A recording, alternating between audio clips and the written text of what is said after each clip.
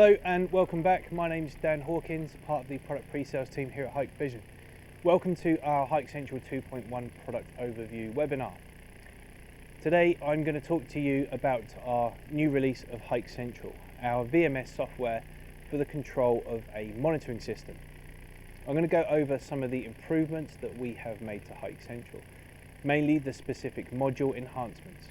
After this, a short live demo for some of the feature improvements, followed up with our usual Mentee survey for your chance to feedback to us on the content that you have seen here today. So the first module to get an upgrade is our vehicle management module. This used to be called entrance and exit. Now it's called the parking module. In version 2, we could monitor parking spaces by counting and manipulating the barrier control. In 2.1, we can use these great features, but we also have the ability to offer parking guidance, support for charging processes, and support for hardware devices, such as parking cameras, outdoor guidance screens, indoor guidance screens, guidance terminals, so that you can identify where your car is parked, just in case you've lost it. So in the module, we have added some visualized configuration and interactive map monitoring. Visualized configuration allows you to add your own map of the car parking site to HikCentral as a mapping feature. This then in turn enables you to map the car parking spaces directly onto that map. So as the process indicates, upload the images and then paste on your parking spaces. Now once you have this, the interactive map monitoring can show you when a space has been filled. Once the TCP440 parking camera, so this is the one that sits above the parking space and has the green or red light on. Once it's identified that a space has been filled, the system will mark in real time that the space is occupied.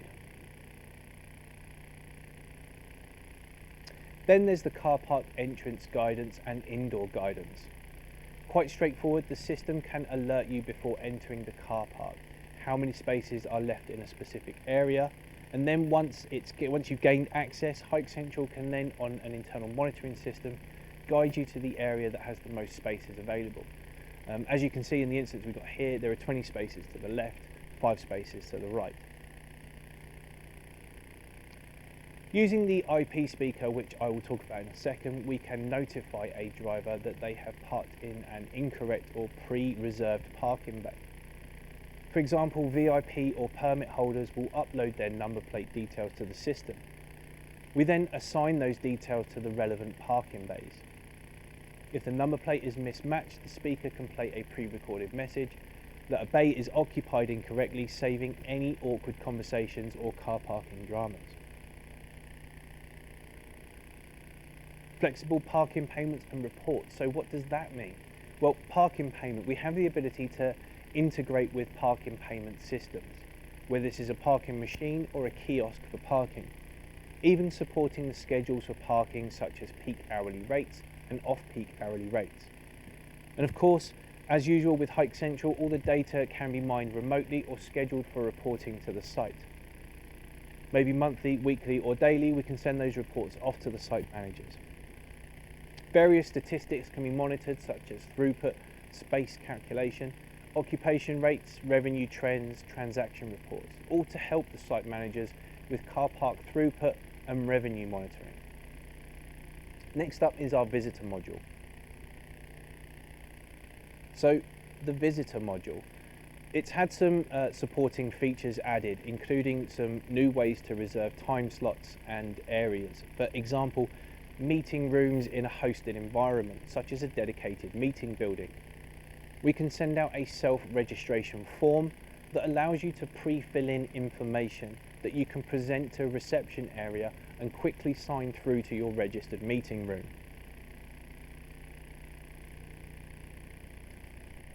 Using this pre-sign-in, the person or persons can arrive at a location, present their name and registration code on their phone or tablet, and already the reception area will have all the required details for the meeting or arrangement. They can then be passed through to the relevant area or person using the specific permissions allocated by HikCentral Person Management. The visitor belongings check. So The scenario here is when you enter a secure facility, sometimes they ask you to store your belongings until you leave. My example is a distribution facility where they check in all the items on entrance. They create a profile of information about the visitor and add a picture on check-in of all the objects that you have. Then when you leave, they provide a secondary picture. However, if a week later you say you didn't get your phone back, we now have the opportunity to question that and say all the items were returned to you on this date as per this check-in and check-out photo. On to access control. The access control module now supports the ability to print badges. Some badge printers support dual-sided printing and others just single-sided. But using HikCentral, when a new badge needs to be printed, we can print information such as profile picture, full name, employee ID, card number, and the picture. We preview to make sure it's good and then we send it off to print. Very useful again for some high secure facilities or when you're going to be on site for a number of days. Root anti-passback. So the requirement here to have some form of access control that enables or disables you to move through a set of doors based on a sequence. One example is to stop people from passing through a swing gate and then throwing the pass back to a colleague to allow passage through the same swing gate. Another example is if you are only allowed to progress through a 3-door office environment in one direction, anti-passback stops you from being able to go through door 1 unless you have been through door 2 and 3, just as an example. Now the configuration for this is often quite complicated, but in this instance, version 2.1, we have simplified the process of anti-passback creation. We have a visual design template, as you can see, that shows the correct path to follow.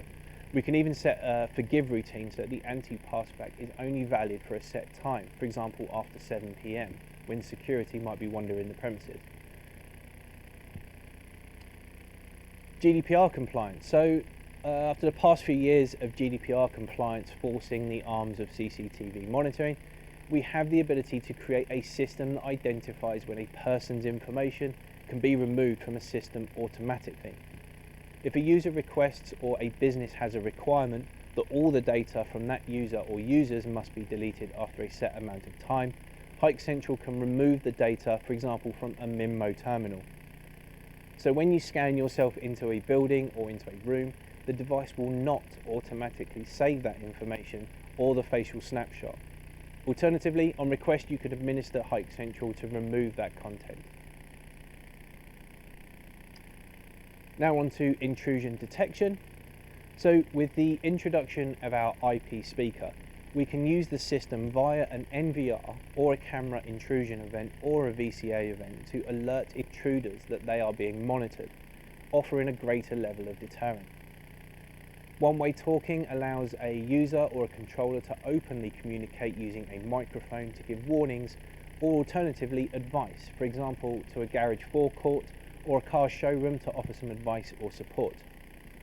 Lastly, the audio plan works like a schedule, offering predefined messages to play at a set time.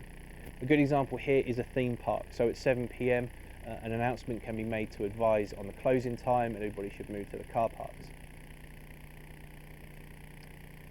Next is video and monitoring. So intelligent monitoring. This is a way to unify all of the information that you have about an individual, something I'll show you a little bit later on. As the image suggests, it's now possible to relate all the detail about somebody together. When you create a profile of somebody in the system for access control, you can add ANPR details, add them to the face library. This is so that they can be identified as a person that is driving that car into that car park, has the correct access levels to do so. The face pattern is a way of tracking an individual visually. The example here is that if you have a shopping mall with multiple floors, mapping that into HikCentral, you can track a particular face across the maps that you have predefined within HikCentral. Video wall optimization, so we've made some behind the scenes optimizations to the video wall. It's not a great change here for the setup of the video wall. However, we do have the ability now to present some text on the screen of the video wall. You can edit the text color, the size, the position and the alignment of the screen, which is useful for contact numbers or emergency numbers in a control room environment, or to welcome, for example, a VIP guest or a customer to a local site when they see the video wall. Solar cameras, which are installed into remote locations such as farms or motorways or rural areas, which are difficult to get access to because of the lack of cabling. We now have the ability via HikCentral 2.1 to remotely interrogate the solar 4G cameras from HikCentral Control Client. We can provide any remote maintenance such as firmware upgrades and battery checks.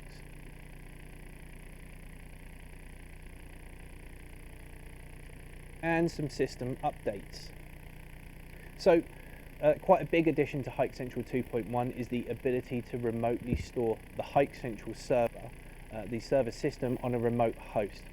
Either Microsoft Azure or the Amazon Web Services offer us the ability to host the HikCentral server remotely and provide support to manage larger systems. Negating the need to have a local server, both the tech giants now offer us remote part of their cloud hosting services. This gives us the ability to offer a really high-end solution that can look after massive camera systems where the hardware servers would normally be a bottleneck. So that concludes the presentation. I hope that you found it fairly useful. I'm now going to move over to HikCentral here at Stockley Park for a brief live demonstration of some of the new features that we've put in.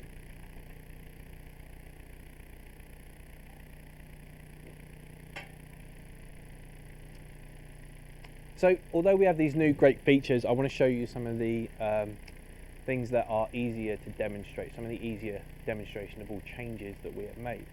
We've got here our HikCentral Control Client looking at some of the showroom at Stockley Park. We've got our map and our ANPR camera. I'm going to go into our alarm center. So the changes that we've made to the alarm center are kind of behind the scenes, but they help a little bit. So one of the problems that we have is continued alarms from the same event. You can see here I've got lots of events from the showroom face match events. We've had lots of face match events in our showroom, all of the same alarm. But we don't want to keep seeing that alarm over and over and over and over again. So when we get a repeat alarm, we can minimize the amount of times that that alarm is seen. So now we don't have this big long list of alarms. We just say alarm times is 19. This is great for being able to batch acknowledge alarms. If we know that somebody has been in and out of that room a lot, we want to batch those alarms, do a batch acknowledgement. We can just highlight that selection and get all of those alarms and batch acknowledge. We can also show the number of alarms at here, 19, so we always see which alarm has been set. We can also ignore alarms. We can also ignore alarms and forward on those alarms. If I go to the operation settings of one of these alarms, I'll pick one, let's do the bottom one. There we go, it was Lewis West walking through the showroom a little bit earlier on. If I hit the context button there, we've got alarm forwarding, ignore alarm and disable alarm. If I hit alarm forwarding, I can send that alarm on to one of my colleagues. I can set the receiver and set a remark in there as well. So I'll set that as test, and the receiver, we can do a fuzzy search. So if I say Daniel King as our receiver, I can then forward that alarm. I can set the priority and then forward that alarm on for Dan's notification. So as another user for the client, Dan will receive that notification. In that context button, we've also got ignoring the alarm and disabling the alarm. So again, as I mentioned, we've got a lot of face matched events in there. If we have, for example, a buildings work going on and we know that somebody is going to be going through that door a lot, we can set to ignore that alarm. If I go ignore alarm, we get the picture come up, you get the context box come up, and it says the current account will not receive this alarm. So this means that me as a user, I won't be receiving those continual pop-ups or those notifications of somebody walking through and getting that face matched event. I can set the amount of time that that's going to be happening, and I can enter a reason in there for any audit trail that we might need to do to say why we have changed that. And we can also disable the alarm. So I can disable that alarm for a whole day. Again, for example, we've got some building works going in. I don't want that alarm to continually go off. So I'll set it to disable for the next 8 hours. I can set the reason in there for the audit trail. But the problem with this, not the problem, but the solution for this one means that nobody will receive any notifications throughout the system on this one. Any of those alarms that are being ignored, we can go and interrogate those. So they haven't been lost, they haven't been deleted, they've just been saved in a different part. So that we can go in and say, right, we still need to go and look at an event that happened at such and such a time. It's showed here in the ignored alarms. We can also customize this bar across the top. So we've got alarm times, trigger event, alarm status. I can re-add the priority, the alarm time, the source and the area. If I hit OK, we can see that those columns then populate. So we're able to give ourselves a much more streamlined and effective solution, which helps us to get to the information we need a lot quicker. So that's it for the alarm center. Let's have a look at monitoring. Well, we've got quick customized ringtone for intercom of control client. If I go into our settings here, system management, this is where we have our general settings or our video settings. We've got calling. So video intercom and the control client, when we get an alarm, we get a notification or a sound. We can change that sound in this setting here, upload it for a new WAV file, one that we might know as a specific warning. Under surveillance, over here on the left hand side on the context tree, we've got intelligent monitoring. Intelligent analysis shows us all the data from the intelligent cameras that we have attached to the system. So all of our ANPR cameras that we have, all of our body tracking cameras that we have, or the matching face match cameras that we have, we can see them here. And we've got the lovely Doug is seen in reception. We can see the face capture details. I can add him to a safe list or an unsafe list. I can search for other times that we've seen Doug in this instance, and we get some information about him there as well. Across the top, we can see that we've got 50 face match events, 1,677 ANPR events onto Stockley Park, and we've got some vehicle matching events, which are mostly through the buses that we have. With the vehicle matched events, we can do the same. I click on that particular image, and it gives us a quick snapshot of there. I can check the video footage of there. The idea is that it is bringing all of that, or unifying all of that information in one place and bringing it very, very quickly together. Again, there's the buses and the bus routes. And there we go, there's a quick video of the bus coming in. And again, we've got number plate, we've got colour, and we've got details, all in one area.